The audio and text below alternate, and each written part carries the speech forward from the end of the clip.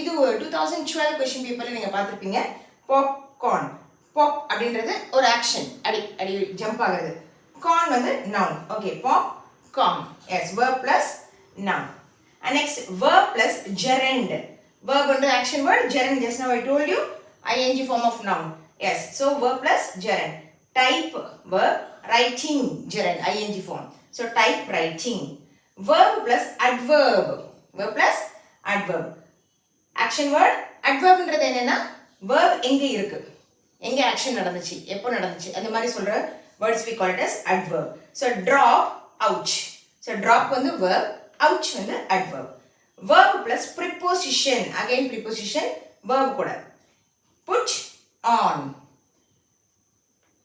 Gerund plus noun. So gerund, இங்க நம்ம பார்த்தோம்ல noun plus gerund, handwriting. இப்போ இங்க gerund ஃப்ரண்ட்ல இருக்கு. gerund plus noun. Washing machine, நல்லா ஞாபகம் வச்சுக்கலாம். நம்ம வீட்ல இருக்க வாஷிங் மிஷின் என்ன ஃபார்ம் அப்படின்னா gerund noun. ஓகே, அதே மாதிரி இங்க noun plus gerundக்கு இன்னொரு ஈஸி வேர்ட்னா white washing. white வந்து கலர்ஸ் எல்லாமே நவுன்ல தான் வரும். ஸோ அதனால white washing உங்களுக்கு noun plus gerund. Adverb plus noun. Adverb as I told you verb உடைய விஷயம் சொல்றது. So plus noun. So out, patient. Out வந்து adverb, patient noun. Adverb plus verb. Adverb under verb go. So under go. Okay? Yes. So this is compound words. நீங்க என்ன பண்ணணும் அப்படின்னா அந்த first 5 விஷயங்கள் கண்டிப்பா நமக்கு தெரிஞ்சிருக்கணும். noun என்ன, verb என்ன, adjective என்ன, preposition என்ன, gerund, அடுத்து adverbs. இது தெரிஞ்சா easily we can do this. Okay? Yes. I'll repeat again. Noun plus noun, notebook. Noun plus verb, hand wash. Noun plus adjective, homesick.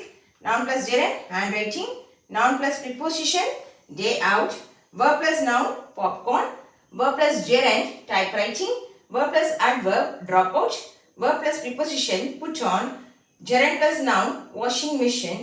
Adverb plus noun, outpatient. Adverb plus verb, undergo. Okay? Yes. If you have any doubt, do comment in the section so that I can easily clear you. Okay? Thank you. Have a nice day.